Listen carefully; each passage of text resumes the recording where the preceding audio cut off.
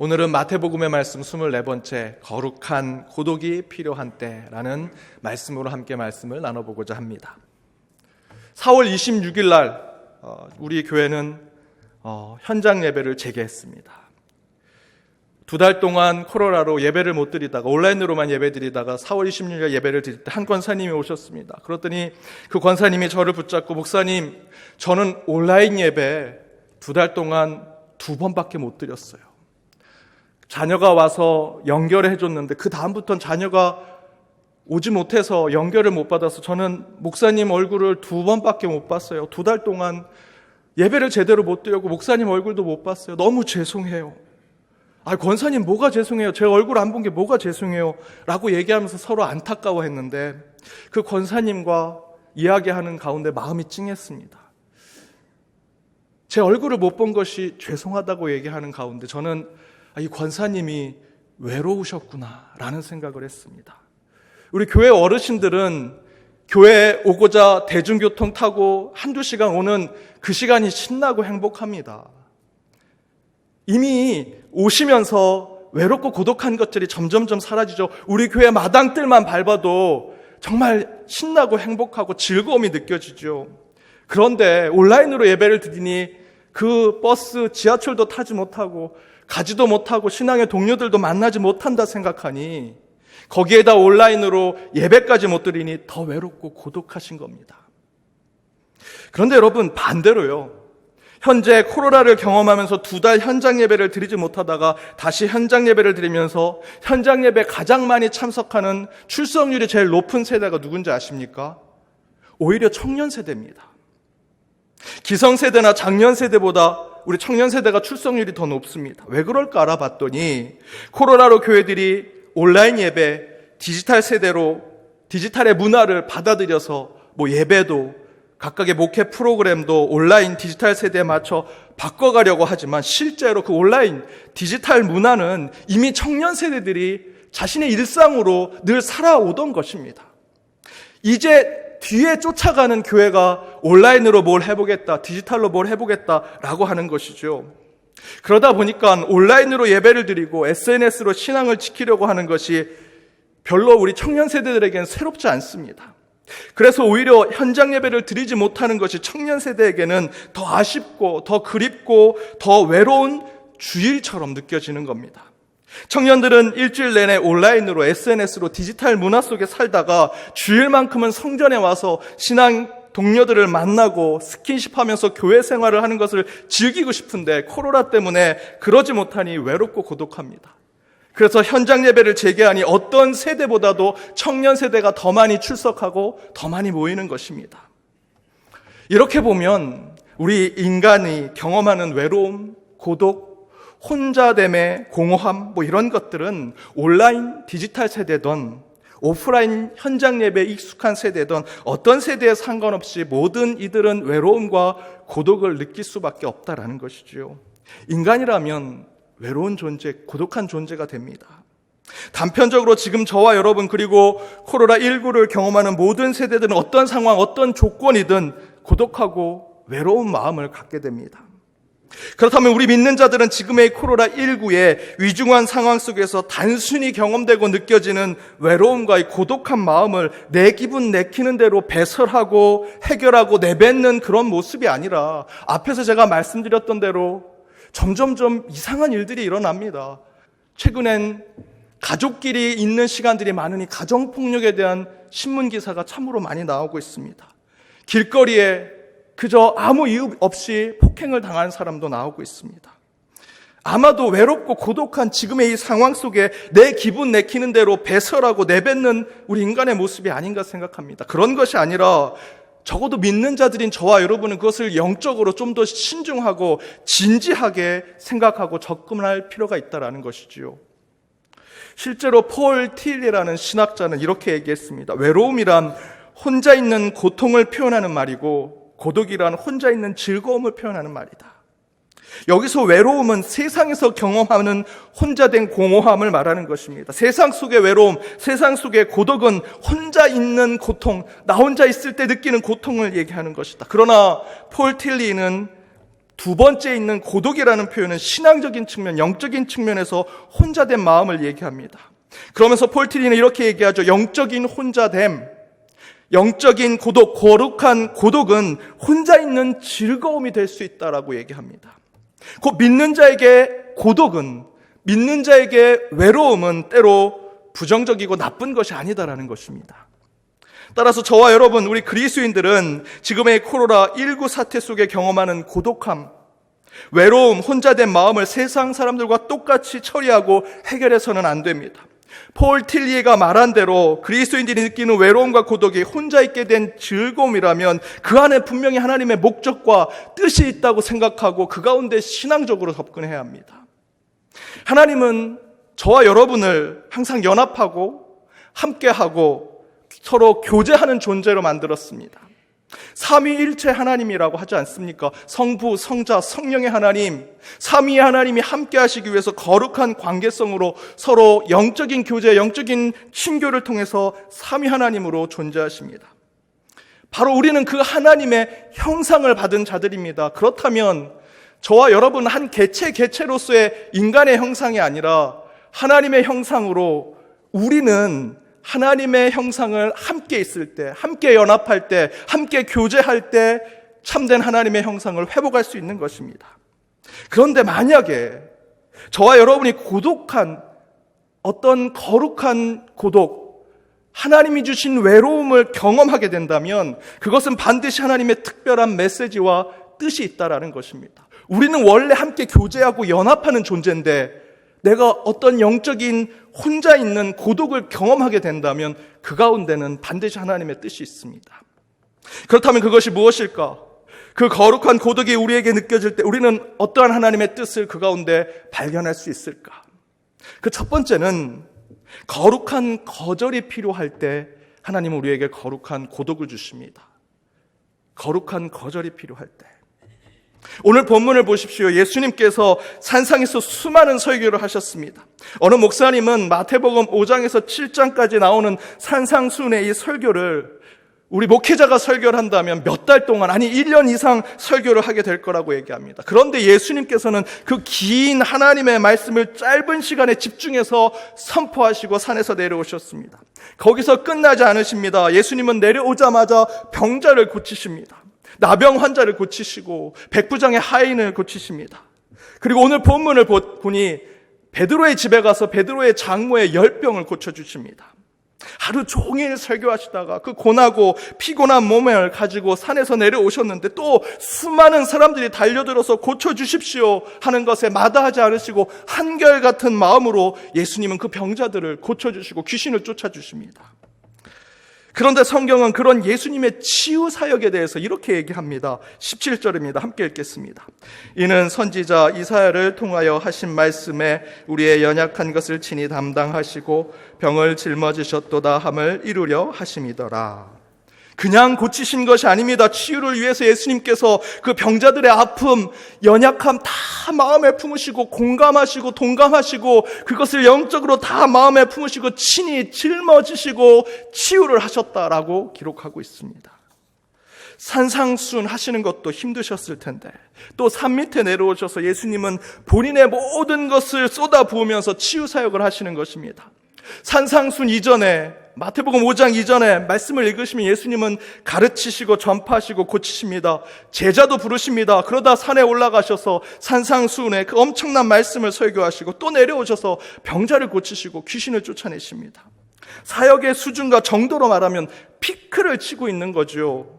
계속 최고의 수준의 일을 하고 계십니다. 매 순간 마지막일지도 모른다라는 그런 모습으로 최선과 최고를 다하십니다.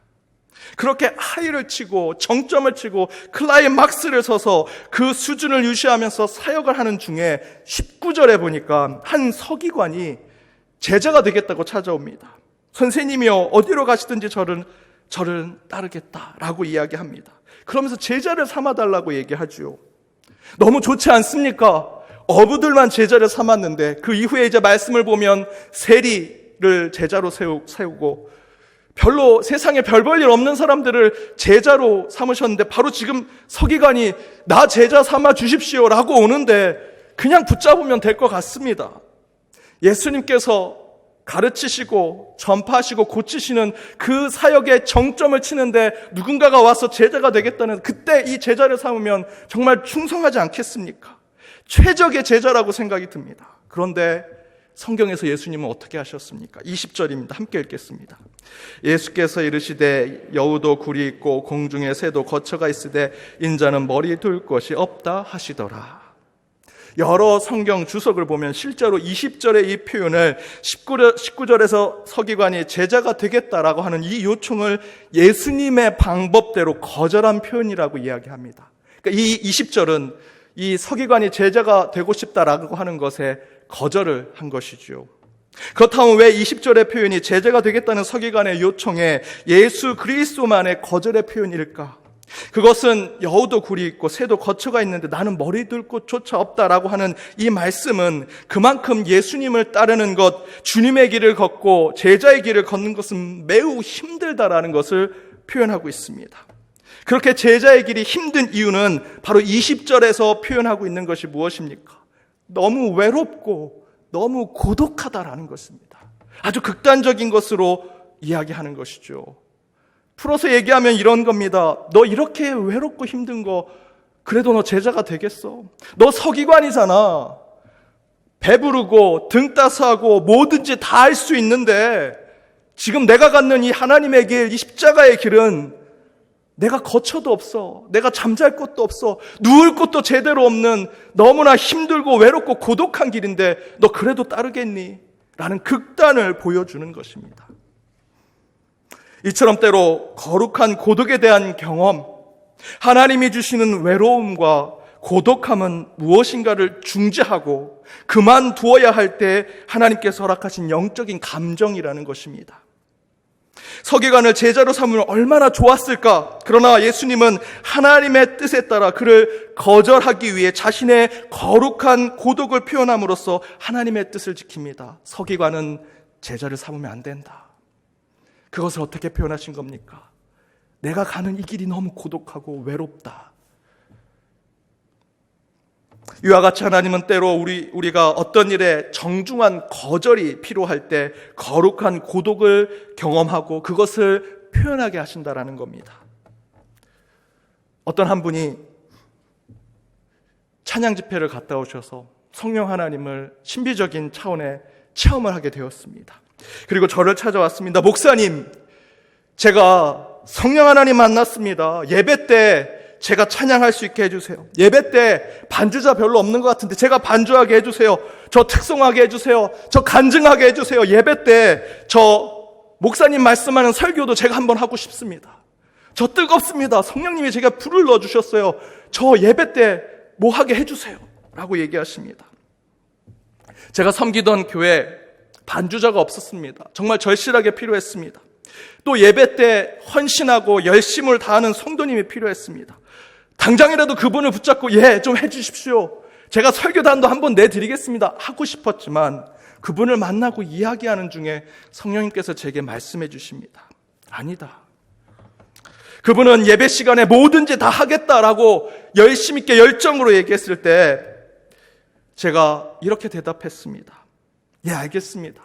성령님이 그렇게 하시라고 하시는 것 같아요. 제게도 성령님이 지금 성도님께 이렇게 얘기하라고 하십니다. 제가 다 해드리겠습니다. 원하는 거 다 해드리겠습니다. 단 1년 후에 해드리겠습니다. 1년이 지날 때까지 지금 그 열정, 그 열심, 그 헌신과 섬김의 결단 1년 후에도 만약에 계속 유지되신다면 제가 세워드리겠습니다. 반주도 찬양도 간증도 원하시면 설교단도 제가 드리겠습니다. 말씀드렸습니다. 그리고 나가셨고 1년이 지나서 그분께 다시 그때 상황을 말씀드리면서 어떻게 하시겠습니까? 라고 했더니 그분이 정중히 거절하셨습니다.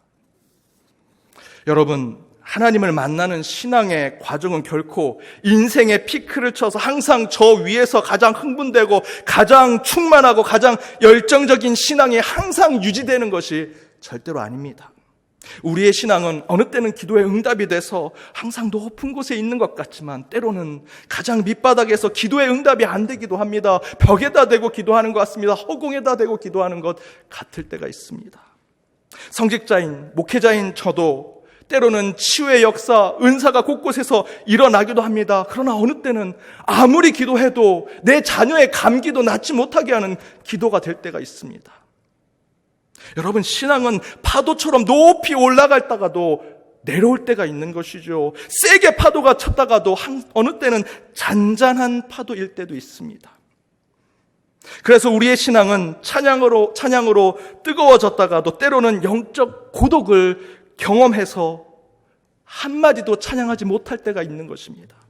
큰 은사를 받아 충만한 신앙생활을 하다가도 하나님의 긴 침묵 가운데 내 신앙 가운데 의심과 회의와 절망과 고통을 경험하면서 하나님 계시기는 합니까? 라는 신앙의 단계를 거치기도 합니다.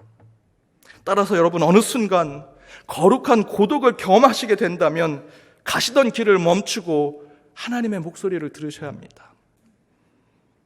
여러분이 지금 무엇인가 하려고 하는 일이 있습니다. 기도하면서 진행하려고 하는 일이 있다면, 그런데 그 가운데 하나님의 부재가 느껴집니다. 거룩한 고독이 느껴집니다. 하나님이 함께 계신 것이 아니라 나 혼자 있다라는 느낌을 받게 됩니다. 그러면 그때 여러분 반드시 하나님께 물으셔야 합니다. 제가 더 가야 합니까? 멈춰야 합니까? 주님, 하나님의 뜻이 무엇입니까? 여러분, 하나님의 거절은 포기하라는 것이 아닙니다. 다른 길을 허락하시겠다라는 것입니다. 따라서 반드시 여러분 거룩한 고독을 경험하시게 되면 하나님께 물으십시오. 그리고 하나님의 뜻을 다시 발견하셔야 합니다. 두 번째는 거룩한 쉼이 필요할 때 우리에겐 거룩한 고독이 오게 된다는 것입니다. 거룩한 쉼이 필요할 때 거룩한 고독이 온다. 제가 미국 유학 중에 석사 과정을 마치고 미국에 와서 여행 한번 제대로 못 갔는데 가족과 함께 한 달 동안 여행을 가기로 했습니다. 나야가라 폭포에 캐나다에 올라가서 토론토도 구경하고 캐나다 곳곳을 구경하고 다시 내려와서 애팔레치아 산맥이 있는데 그것을 넘어서 워싱턴, 필라델피아, 뉴욕, 보스턴까지 한 달의 긴 여행을, 정말 너무나 신이 난 여행을 준비해서 갔습니다. 제 차가 있었는데 중고차긴 했지만 한번 점검을 해서 출발을 했습니다. 한참 달렸습니다. 하루에 몇백 킬로, 어느 때는 1,000킬로 이상도 달렸습니다. 그런데 그만 워싱턴에 가기 전에 트랜스미션이 망가진 겁니다. 트랜스미션이 뭐냐면 이 기아를 바꿔주는 건데 고장이 나니까 1단에서 그냥 소리만 크게 나고 제대로 가지 않다가 갑자기 5단으로 바뀌어서 막 달리는 겁니다. 그렇게 고장이 났습니다. 그 에팔레치아 산맥을 오르락 내리락 여러 번 하다 보니까 이 자동차가 고장이 난 겁니다. 1단에서 갑자기 5단으로 옮겨지니까 계속 5단으로 가려면 신호가 걸리지 않아야 되니까 계속 기도하고 갑니다. 하나님, 신호가 제발 파란불이게 해주십시오. 계속 응답을 받습니다. 계속 파란불입니다. 가면서 제 아내랑 저랑 계속 기도하면서 갔습니다. 제발 오르막에 오르지 않게 해주십시오. 계속 편지로 갑니다. 내가 이렇게 공부하고 이렇게 신앙하고 이렇게 목했으면 얼마나 잘 됐을까, 막 그런 생각을 할 정도로 그렇게 힘들게 하면서 간신히 목적지까지 갔습니다. 거기까지가 여행이 끝이었습니다. 차는 완전히 망가져서 더 이상 저희가 운전할 수 없었습니다. 그래서 그곳에서 고치기로 하고 기술자를 만났는데 그 기술자가 이렇게 얘기합니다. 목사님, 이거 3, 4년 더 쓸 수 있었던 건데 너무 한꺼번에 많이 사용해서 고장이 났어요. 2-3시간마다 10분씩만 쉬었어도 목사님 이거 괜찮았습니다 라고 얘기합니다. 그때 깨달았습니다. 내가 그 긴 시간에 10분만 쉬었다면, 하루에 많지도 않습니다. 2-3번만 10분씩만 쉬었다면 이런 문제가 안 생겼을 텐데. 그 차의 고장으로 저희는 절반 남아있던 여행을 다 포기했습니다.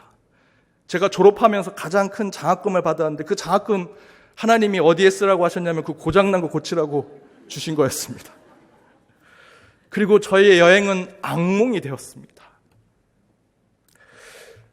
하루에 2-3번 10분씩만 쉬었어도 그 여행은 정말 행복하고 즐거운 여행이 됐을 텐데 그 10분을 쉬지 않고 계속 달리고 또 달렸더니 과부하가 걸리고 자동차가 망가져서 끝내는 여행은 악몽이 되었습니다. 이렇게 자동차 여행 중에도 10분을 쉬지 않으면요, 때론 그 여행이 악몽이 됩니다. 그런데 이처럼 우리의 인생도, 구체적으로는 우리의 신앙도 그런 쉼과 비어짐의 신앙의 공간이 없으면 언젠가는 과부하가 걸리고 번아웃이 되고 끝내는 쓰러지게 됩니다. 그래서 우리는 때로 예수님께서 보여주시는 거룩한 고독이 필요합니다. 그 거룩한 고독은 때로 우리에게 영적인 쉼을 주는 것입니다. 20절에서 예수님은 인자가 머리 둘 곳이 없다라고 표현하시죠. 그것은 단순히 그런 장소가 없다라고 하는 이야기가 아닙니다. 그때 당시에 머리를 두고 잠을 잔다라는 것은 누군가가 나를 지켜주고 있다라는 뜻이라고 합니다. 그렇다면 내가 머리 둘 곳이 없다라고 하는 예수님의 표현은 나를 잠잘 때 지켜줄 한 사람이 없다라는 겁니다. 얼마나 외로우셨을까? 얼마나 고독하셨을까? 이것은 곧 예수님은 완전한 쉼이 필요하다라는 것입니다. 그 거룩한 고독은 바로 그렇게 머리를 대고 잠을 잘 때가 너희들은 필요하다는 것이죠. 거룩한 고독은 영적인 휴식, 영적인 재충전, 영적인 쉼이 필요함을 오히려 반업적으로 우리에게 표현하고 있습니다. 폴란드 사회학자인 지그문트 바우만은 이런 얘기를 합니다. 결국 외로움으로부터 멀리 도망쳐 나가는 바로 그 길 위에서 당신은 고독을 누릴 수 있는 기회를 놓쳐버린다. 놓친 그 고독은 바로 사람들로 하여금 생각을 집중하게 해서 신중하게 하고 반성하게 하며 창조할 수 있게 하고 더 나아가 최종적으로 인간끼리의 의사소통의 의미와 기반을 마련할 수 있는 숭고한 조건이기도 하다라고 얘기합니다. 여기서 바우만 박사는 고독은 그 고독이라는 것에 빠졌을 때 우리는 생각을 집중하게 되고요, 신중하게 되고 내 삶을 돌아보고 회개하고 반성하게 하고 더 창조적인 것을 찾아내게 한다는 것입니다. 그 다음에 무엇이라 얘기하면 인간끼리의 의사소통의 의미와 기반을 마련할 수 있는 숭고한 조건이 된다라고 이야기하고 있습니다. 저는 이 바우만 박사의 표현을 오늘 말씀의 주제와 연결해서 이렇게 재인용해 보았습니다. 거룩한 고독은 하나님과 우리와의 의사소통, 곧 신앙의 삶의 의미와 기반을 다시 새롭게 마련할 수 있는 숭고한 조건이 되는 것이다. 여러분, 바우만 박사의 말처럼 신앙 가운데 거룩한 고독, 거룩한 쉼과 거룩한 재충전을 여러분 갖게 되면 하나님과 다시 대화할 수 있게 되고 하나님과 다시 연결할 수 있게 되는 것입니다. 그런 조건을 회복하게 된다는 것이지요. 거룩한 고독은 단순한 쉼, 단순한 휴식을 이야기하는 것이 아니라 여러분의 삶의 영적인 재배치를 이루는 것이고 여러분의 하나님과의 관계의 방향을 재설정하게 된다는 것입니다. 고독을 경험하게 되면 여러분, 지금 나와 있는 여러분의 신앙의 그 구조가 변화될 수 있습니다. 더 신중하게, 더 깊이 있게 생각하고 창조적으로 변화시킬 수 있는 시간을 하나님이 허락하시는 것이다 라는 말씀입니다. 따라서 여러분, 거룩한 고독을 경험하시게 된다면 폴 틸리가 말한 것처럼 철저하게 영적으로는 즐기십시오. 혼자 된 것을 즐기십시오. 그리고 그 안에 하나님과 나와의 관계를 다시 설정하고 재배치하는 것에 더 집중하십시오. 사랑하는 여러분, 거룩한 고독을 경험하고 계십니까? 억울한 일을 당했습니다. 너무나 답답합니다. 내가 한마디 하고 싶습니다. 변호하고 싶고 변명하고 싶습니다. 그 한마디만 하면 내가 진리를 얘기하는 것 같은데 하나님이 내 입을 닫게 하십니다. 아무것도 하지 못하게 하십니다. 거룩한 고독이 경험되는 것이죠. 만약에 그 경험을 하고 계신다면 여러분, 그 가운데 하나님의 뜻을 물으십시오. 거절할 것이 있다면, 그만둬야 할 것이 있다면 거룩한 고독 가운데 지혜롭게 거절하시고 여러분 하시는 일을 다시 설정하십시오. 또한 쉬고 재충전해야 할 것이 있다면 영적인 외로움, 고독한 시간을 철저히 하나님 안에서 즐기시고 누리시기 바랍니다. 그 가운데 반드시 하나님께서 저와 여러분을 주님과 동행하는 길로 인도해 주시리라 믿습니다. 그 거룩한 고독이 필요할 때 주님을 찾아 늘 승리하시는 저와 여러분이 되기를 주님의 이름으로 축복합니다.